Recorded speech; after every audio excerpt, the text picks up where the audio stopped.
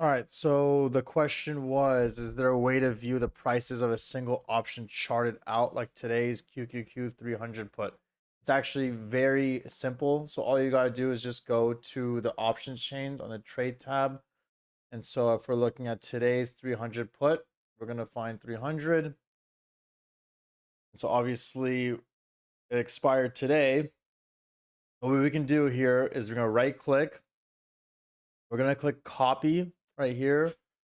We're going to go to chart. So however your chart is laid out, we're going to paste it here.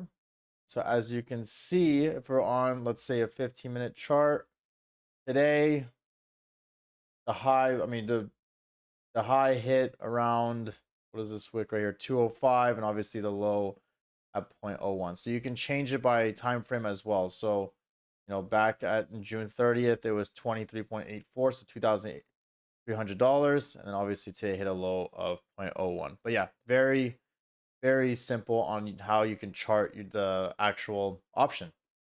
That's it.